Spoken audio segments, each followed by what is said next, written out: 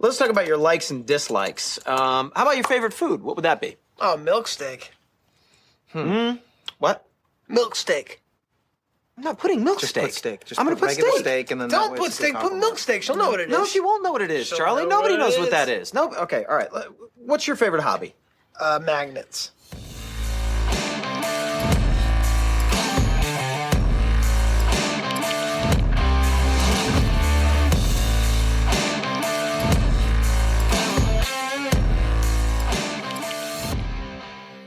Welcome to UberCube, where we talk about Cube with refreshments. I'm your host, May, also known as Magic. Today, I am actually just going to be the main host, but I am joined here by my special guest, my partner, Kit. Hello. We actually have been brainstorming a bit of a concept.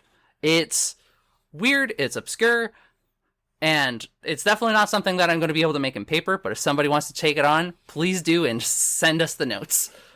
But before we get too much into the topic, let's go ahead and talk about what we're having. Kit and I are having a cream soda. Do you remember what the brand is for the soda? Sprecher. Sprecher. It's like a Sprecher. It's a local place, right? I think so. Yeah, it's local here to Iowa. It's a Sprecher cream soda. And then we took another local like vodka mixed drink. And it's like cream soda with like salted caramel vodka liqueur. It's pretty tasty. It kind of tastes like a root beer float without ice cream. Mm-hmm. Let's go ahead and take a drink. So today's topic is actually going to be pretty fun. We are talking about essentially the concept for a true vintage environment, where we are taking the most powerful cards from multiple card games and putting them under the rule system of Magic, which is absurd. What was your first thoughts when I told you about this as a concept? Honestly, how ridiculous some Pokemon cards would be. Some of them are so ridiculous. Like, it's something that gets talked about a lot to people who play multiple card games, where it's just like, oh, what are the most powerful cards within our card game and whatever? Or, oh, how would this card be busted in this other card game? Like, it is interesting to think of, like, a Taxium Probe, just as a concept, where it's Phyrexian pay 2 life. It's Phyrexian blue, pay 2 life, and you get to look at your opponent's hand, then draw a card. And in Yu-Gi-Oh, that would be absolutely busted. It would be one of the most powerful cards in the game, in Yu-Gi-Oh. But in Magic, it's not something that we really think about. Like, the fact that that is just such an absurd free card in your deck.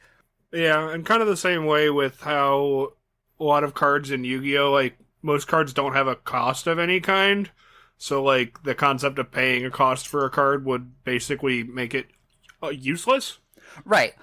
Because essentially Yu-Gi-Oh! As a game is a lot more reliant on things like tribute summoning or using your one once per turn as a resource or using your hand as a resource. There's a lot of different ways that Yu-Gi-Oh! Generates their own resources within each of their respective archetypes, but overall, it's not a resource system like Pokemon or Magic. But even in Pokemon, it's not the exception. Like, it has some crazy card. Like, back when Pokemon was first made, just to give y'all a little bit of context, right? Trainers didn't used to be once per turn, so you could just keep playing all of these trainer cards. And they were effectively the same thing as sorcery speed spells and magic spell cards from a Yu-Gi-Oh, right? Where they have no cost, you could just play as many as you wanted, and they were absurd. They were busted. But in the context of those games, it doesn't seem that ridiculous. Meanwhile, some things that would be, like, really powerful in Yu-Gi-Oh! Like Graceful Charity, like draw 3 and then discard 2 is, like, that's a pretty standard spell in Magic. Yeah, in Magic, that's, like, a pretty standard thing. But I think that if it had 0 cost, I think that's the part that pushes it over the edge. Yeah. Like, I think that if we were to try to tackle this as a concept, the best way to do it is to essentially make your own proxies. And when we make these proxies, we have to kind of translate some of these things into Magic cards in order for them to work. So, for example, the reference that you keep bringing up is the fact that Yu-Gi-Oh! Just has mountain and forest as cards. Indeed. I mean, I would be entertained at using those as proxies. I love the concept of using those as like proxied lands and then just taking the arts for it. Yeah. It would just be peak flavor. One of the things I was considering was using like Pokemon energy rather than Why not use both? ¿Por qué no los dos? But Just a weird mix of like Pokemon energy and lands and things. It's just like, oh, this swamp just also happens to be a poison energy. Oops. So it's kind of funny to think about trying to put these concepts that work from other games into the rules of Magic and seeing how the way that it changes. Like, Pot of Greed is one of the most famous Yu-Gi-Oh cards to exist. It is just draw 2 cards from the deck. That's it. I mean, Bill is the same thing. Yeah, Bill does the same thing. And the fact that they don't cost any resources, they don't cost any mana, they don't cost anything to play. Granted, Bill in future sets actually became a once per turn effect. Because essentially you can only play 1 supporter card per turn, but it can be something powerful like that. So yes, even though you got this powerful effect, you only got to use one of those. And that was just your action for that turn. Or like in Yu-Gi-Oh's case where it's like, great, you have powerful monsters, but you can only play normal summon one of them. So one of the things that I think is important for us to recontextualize in this hypothetical cube that to exist, right, is that obviously we'd have the power 9 from Magic. Yeah. Like, it's a vintage cube. We're going to have the power 9. But we start to ask, what's kind of the power 9 of these other games, right? And how to contextualize it in a way that it retains its power. Like, I think that something like Pot of Greed, you can't translate that and give it a mana cost, or else it kind of takes away what made it powerful, right? I mean, if you give it a mana cost, it just straight up turns into, like... What's the blue card that draws 2? So, Ancestral Recall is... Or no, Ancestral Recall. You're thinking Divination? Yeah, I mean, if you give Pot of Greed a mana cost, it just becomes a Divination. Yeah, if you made it like 3 CMC, it would become a Divination. If you put it at 1, like, it would be less powerful than Ancestral Recall. Yeah, but then again, if you were to leave these at, like, 0 cost, but maintain that, like, you know, these are going to be the rares in a draft or something, you know, not everybody, you're not going to have 5 of these in your pool. Right. They would definitely have to be singleton, and most cubes tend to be singleton anyways. And maintaining that, like, the cards are generally going to be this powerful. So right. You don't have somebody just going, like, I just drew the God Pack, oops. So the real question becomes, when we're looking at Pot of Greed as, like, 0 cost, 0 mana, draw 2, versus Ancestral Recall, which is 1 mana, draw 3. Did someone play a card face down, or is that a foretell? Who knows? I don't. Is this a morph creature? You'll find out. There's no zones. I can put it wherever I want. Yeah. Is that a creature? Is that a trap card? Who knows?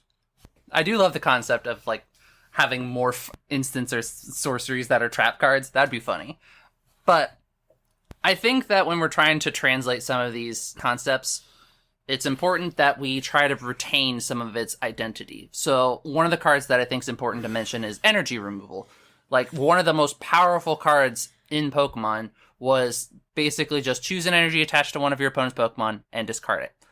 In the context of Magic, that is the equivalent of 0 cost Stone Rain. Yeah, 0 cost, just gone. Bye-bye. No more land. And that's cruel. That's mean. That's a mean play. Yeah, 1-for-1 destroying a land is crazy. That's absurd. Imagine, like, you put out a Pokemon and somebody's just like, anyway, I attached this swamp to this Pokemon. You'd be like, what? So, in the context of, like, Strip Mine is a vintage card, right? Yeah. You get Strip Mine out, and you can... Wasteland? Crucible of Worlds was actually what I was thinking of. Yeah. I mean, you could also just, like, energy retrieval basically becomes just return lands from your deck to the graveyard, from your graveyard to your hand. That's a great point. And that's not even, like, a powerful card in Pokemon, but, like, it's kind of a card that Pokemon players take for granted, I would want to say. If you were to, like, have any kind of modern cards like that, just makes fetch lands ridiculous. Like, we already have Life from the Loam. Are you familiar with Life from the Loam? Mm-mm. So Life from the Loam is another kind of vintage card, but it's played a lot, especially in dredge decks. But it's 1 and a green sorcery, return up to 3 target land cards from your graveyard to your hand, and it has dredge 3. Essentially, instead of drawing once per turn, you can send the top 3 cards from your deck to the graveyard to put this back into your hand rather than drawing. And your dredge effects stack. So if you have a bunch of dredge snakes, they all trigger at the same time? Yep. Oh, okay. So I guess you can I never really knew how that mechanic worked. Yeah. But for context, this costs 1 and a green. Energy retrieval is just do it. Yeah, energy retrieval is free. Like, let me pull up energy retrieval real quick to give you an idea of the power level that we're talking about.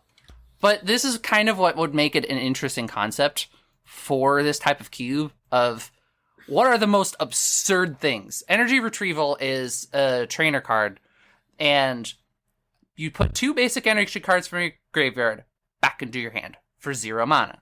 So, even though Life from the Loam isn't just played for the retrieving lands part, it is played for the dredge part, right? Yeah. A Versus Seeker is just a free, like, reanimate. Not reanimate, like a regrowth.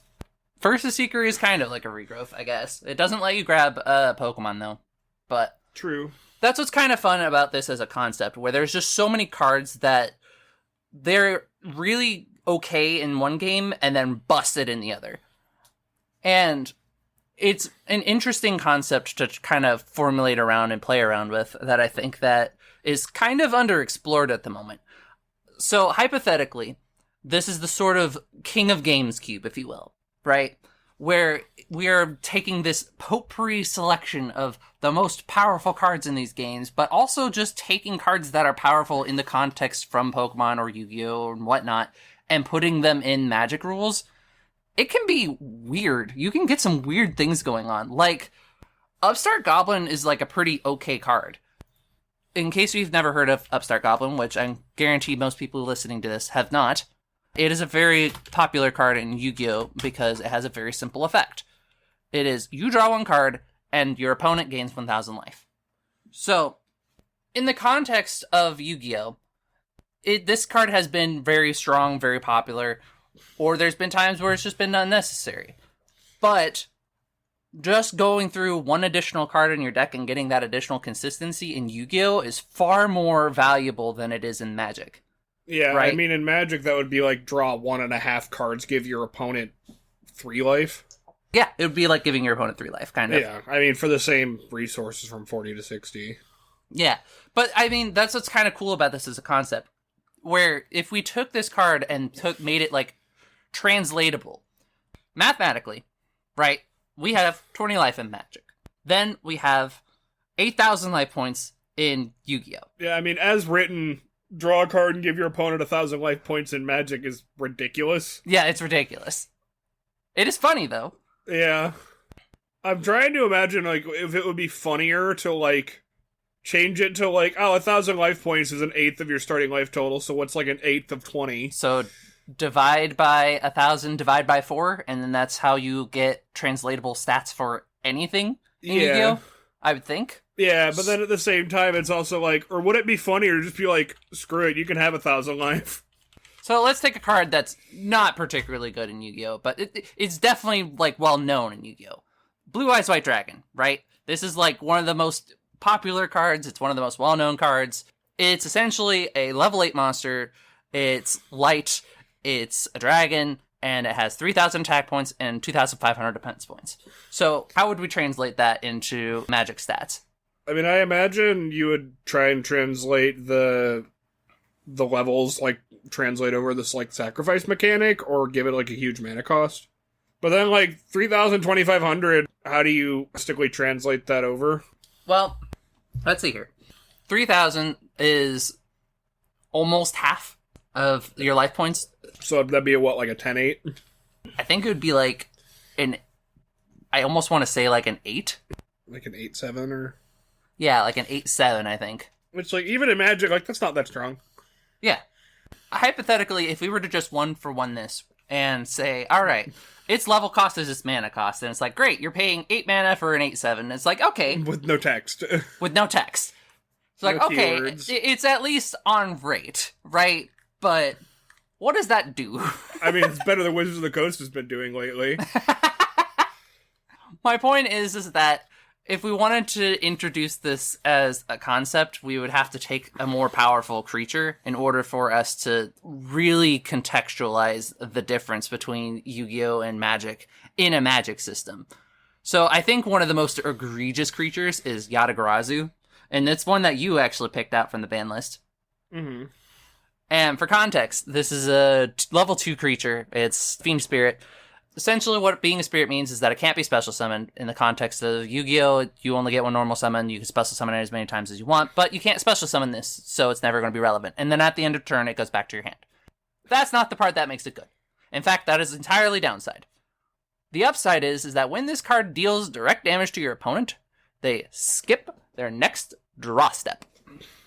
You hit them with it, and they just straight up can't draw. So let's say, I mean, you for the combine that context, with making them discard cards. You can just be like, I'm just going to keep hitting you with the bird. Sorry. let's say we were to 1/1 this, right? So let's say it's a 2 mana cost. It's a 1/1 flyer because it's a bird, right? Yeah. What was it? Basically, give it the text of it must It would have to go back to your hand at the end of the turn. it has to go back to your hand at the end of turn. But You cannot avoid its mana cost or whatever. Must be cast from hand. Is there a mechanic that says that in Magic where a thing has to be cast from your hand? Yeah, It can't enter there's things like that. But it would have to be that as a sort of translating thing. And I feel like that would still be pretty powerful in this environment. Just, hey, this is my 2 mana 1/1 flyer that can just prevent you from drawing every every turn. When Yata-Garasu deals combat damage to a player, that player skips their next draw step. That's brutal. Wild. That's brutal. I would say that is on par with vintage cards. Yeah. I don't think that it pushes them out of the water in terms of ridiculous, but I think it's on par of how ridiculous it is. Especially when you consider how many of the vintage cards are literally just oh, if this thing is untapped, you just don't draw cards. You just don't get to untap. You don't get to do this. Right. I feel like people don't talk about it all that often, but vintage Magic is absolutely brutal. It's brutal. They do some brutal things, and that's what's also kind of the appeal for it, is that it feels like it's gloves off. And the concept of this cube being so fun of just, hey, what if we took all the gloves off, all of the most powerful cards from all of the games? Yeah, Raigeki is just a one-sided board wipe for free. It would be able to answer Yata-Garasu, maybe? No. Wait, no, it's Sorcerer Speed. Yeah. So it wouldn't be able to answer Yata-Garasu. And that's interesting, where it's just 0 monster, destroy all of your opponent's creatures. Yeah. Would outright not help against things like Yata-Garasu. In Magic, that's absurd. In Yu-Gi-Oh, that card's at 3 in Yu-Gi-Oh, by the way. It's unlimited. Yeah. And it's just not relevant in that game anymore. Yeah. And that should say a lot about where Yu-Gi-Oh's at compared to where it's Magic. One of the more absurd creatures that I think I would want to try to translate into this environment was the audacity of Victory Dragon. It is a level, I think, 8? 8. Yeah, it's a level 8 dragon. And it has 2,400 attack, 3,000 defense. So in the context of Magic, that would be what? I almost want to say 5/6. 5/6? Yeah. 6/7. 5/6 sounds about right. Well, I mean, 5/8. It'd be higher than that. It'd have to be 5/8. 6/8. 6/8.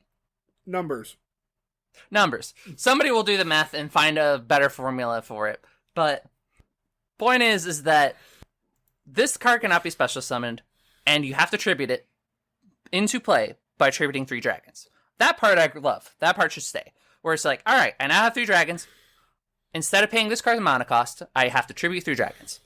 Great, we should keep that. 3 wrinkly boluses died for this thing's sins. And sin this thing will, because when it deals combat damage, you win and reduces their life points to 0, you win the match.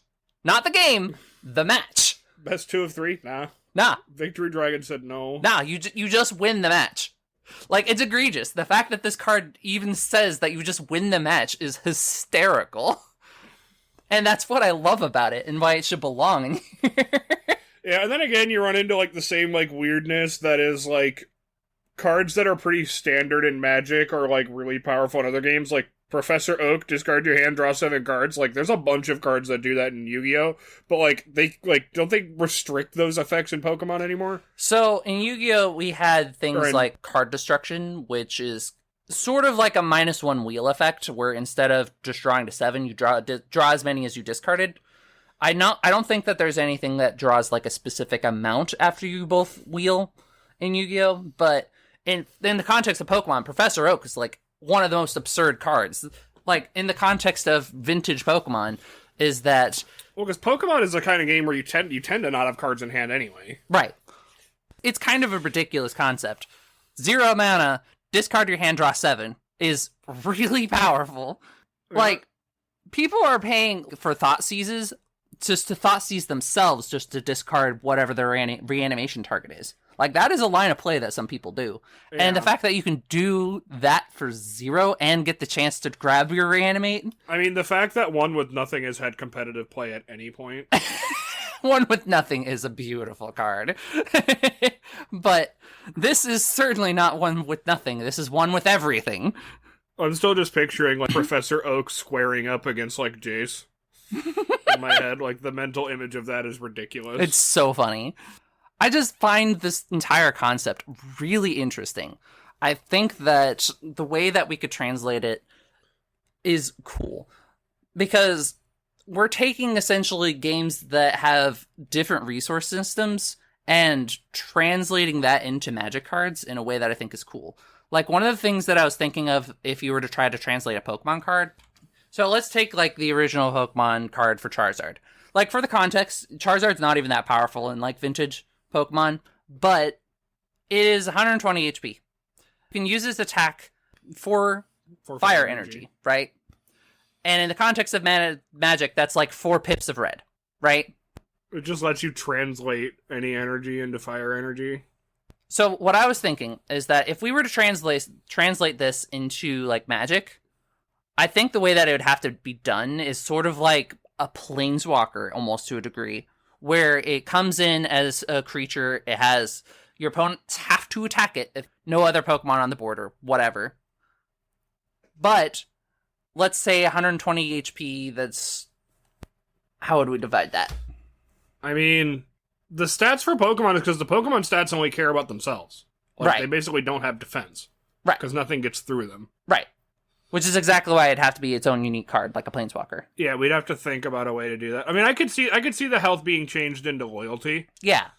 But the problem is that the way that you'd have to use its abilities would have to require mana. Because that's the only way that would make sense. Yeah, I could see it like, what does it take 1/10 damage from Yu-Gi-Oh cards, take 10x damage from Magic cards? Yeah. Or something like that. But even that's like pretty standard, but like you get to like here's like Neo Genesis Slow King. That Pokemon card's Power absurd. Mind Game. Whenever your opponent plays a trainer card, flip a coin. If heads, that card does nothing, and you put it on top of your opponent's deck. That would be absurd. Flip a in the coin, context counter of a this game. spell. Oh, you don't even get to have it back to your hand. Like, I hope you like seeing that spell again. And again. And again. I think there actually is a Magic card that does something similar. But obviously the difference is that Slowking, in the context of Pokemon, requires something else to evolve it. And Also, like a specifically Magic Slowpoke. card would usually specify like the first time instead of just any time. Yeah, no, that card was absurd. The fact that card ever got printed was ridiculous. It almost ended Pokemon as a TCG. That's how bad it was. I mean, Item Finder becomes discard 2 cards, tutor a card. Or put a card from your graveyard back into your hand. Just keep scrolling. Here we go. Whenever a player plays a spell, that player flips a coin. If he or she loses the flip, counter that spell. So Planar Chaos is the card that lets you do that. It's 2 and a red for an enchantment. At the beginning of your upkeep, flip a coin. If you lose the flip, sacrifice it. Like, Slowking just has that without the downside. And whenever a player plays a spell, just that player flips a coin. And I'm pretty sure Slowking was not symmetrical. No, it's just whatever your opponent. Yeah. So it's essentially one-sided planar chaos. Like, I think that is directly translatable of, yep, here's planar chaos, but it only applies to your opponent. They have to flip a coin every time they want to cast a spell. Absurd. Ridiculous. Yeah, I mean, definitely that would be a strange scenario to play in. I almost wonder if it would be funnier to just have the different size cards mixed in. It would be funny. So that's one of the main obstacles that I think we should talk about. Card backs and stuff. Yeah, is that you'd have to proxy this cube. The size difference between Yu-Gi-Oh! Magic cards and Pokemon cards, Magic and Pokemon are pretty interchangeable. They're the same size. But Yu-Gi-Oh! Cards are smaller. They're not standard. And you won't be able to just take your Yu-Gi-Oh! Cards, throw them in this cube, and then say everything's fine. It just won't work. You have to make a proxy of it. And, I think the plus side of making these proxies is that we get a little bit more leniency into playing around with how it would translate into Magic cards. Not having to be like, shoot, how does this work? Right. So, I don't know. I think it's a fun thought experiment. I think that it is an interesting way to play around with the idea of like a vintage plus environment where it's like, hey, it's not only just our vintage, it's every vintage. I'm also wondering, like, what kind of, like, smaller games would have, like, some entertaining thing. Like, is there some Digimon card out there that would be ridiculous? Like, what kind of nonsense could somebody find that would just, like, absolutely break in, like, a different game? Is there a Flesh and Blood card that would just be ridiculous in Magic? What other cards are insane in, like, other card games that are just kind of okay in Yu-Gi-Oh? Like, I think that a good example is something like, we have things like Fiber Jar, we have things like, I think the other jars are in here. I mean, Where's even, like, Jar? Karibo is just a coin, is just, like... Oh, yeah, Karibo's free, a great point. What is that, free fog? It's not a true fog, Discard it only fog. stops one. Oh, fair. It only stops one thing. So for context, Karibo is a creature that you can discard from your hand in order to prevent the battle damage from one monster. And in the context of Magic, that's absurd. You're paying 0 mana in order to just stop your opponent from dealing damage that turn. And in Yu-Gi-Oh, that's just kind of bad. It's not good. But, like, hand traps are also just, like, a huge part of Yu-Gi-Oh compared to Magic, where in Yu-Gi-Oh, a lot of the game is determined based off of what your opening hand is and whether or not you have, like, hand traps available to interact with your opponent on their turn. It's a much faster game. But some of these just aren't very translatable. Like, I think Maxi is one of the most egregious hand traps ever made in Yu-Gi-Oh! It's level 2 insect, who cares about that? Because during either player's turn, you can discard it from your hand in order to, I kid you not, for the rest of the turn, anytime that your opponent special summons, you get to draw a card. But you can only activate it once per turn. So, there are entire decks that could keep special summoning throughout their turn in order to get them, the Max C player, to draw out their entire library. But in Magic, that just doesn't apply. We don't have special summoning. We don't have normal summoning or special summoning. We just have summoning. I could see it being like errata, like changed to like whenever a creature enters the battlefield that wasn't cast. Yeah, that could be cute. But even then, it's like, how you just made applicable? 30 tokens? I draw 30 cards. That's a good point. If no mana was spent to cast this creature, like... Oh, yeah, that's a good point. See, that's the kind of brainstorming that is fun about this thought project. And that's why I kind of want to invite people to kind of tackle this as a concept of, how would we translate these into Magic cards? How ridiculous would it be when we do translate these into Magic cards, right? And what would an environment look like when we combine all of these things together, of the most egregious cards from all of these card games, into one environment, the King of Games Cube? It will be unhinged, it'll be ridiculous, and I think that it perfectly represents what Cube can be as a format in a way that people don't really experiment with. It's like, oh, you don't agree with what Wizards is doing?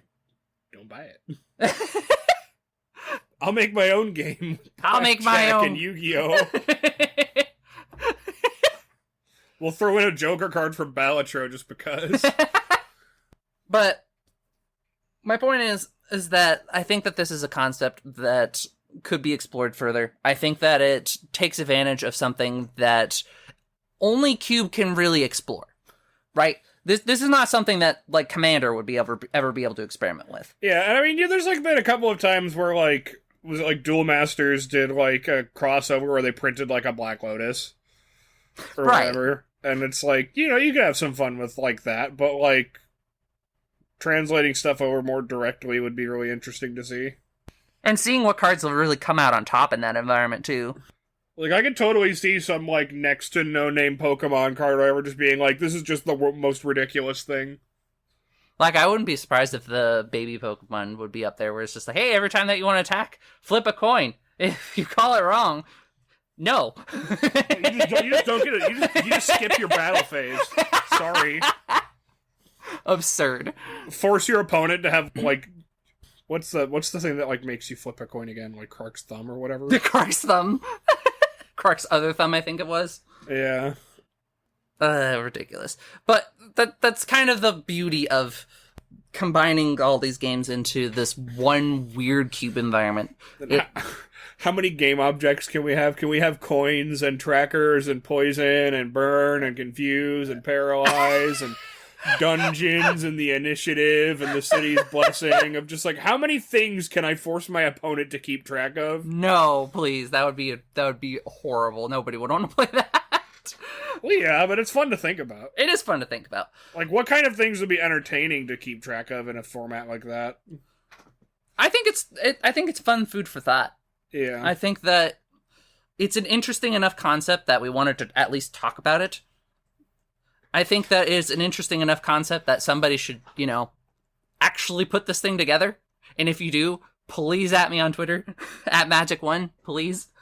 I want to see the absurdity that you've come up with. Like, I want people to actually take these cards, put them into a Magic card maker, and make their own translation of it. And then we just shove them all into a cube. The day that I get to sit down at a table and have someone unironically say, I play Pot of Greed, and then explain what it does. It's a good day. It'll be a good day. And I think that that's kind of the fun part that we want to encourage. So I think that that is a good place for us to wrap up, unless you had any other closing thoughts. No, nothing I can think of. Well, without further ado, I think that it's time that we move on to thanking the Patreons. I want to thank Brian Christian, Keaton Schultz, Lord Justice, Chris Singer, Nicholas Lapointe, Preston, and Samuel McKenna for all of your donations. It keep the lights on and gets Stu a new microphone. Point is that we appreciate all of you, and we always love hearing from you, and we like having you on our Patreon list. And thank you so much for the support. Don't forget that you can find us at the Facebook page at Facebook/groups/MTGCube. You can also find us at Twitter at UberCubeMTGPod, or if you want to at me with whatever we've been talking about and happen to come up with some proxies or actually come up with this cube, please at me on Twitter at Magic1. You can also find us on our Discord with #UberCube. So if you love the show, and we would truly appreciate a 5-star review from your favorite players, but we are also an Alter Sleeves affiliate, use the code UberCube for 5% off of your purchase. So you can find it in the link in our show notes at www.altersleeves.com/UberCube, or you can just check out our show notes. Thank you so much for listening, and have a wonderful day. We're going to say the thing that we always say here at UberCube. Happy cubing!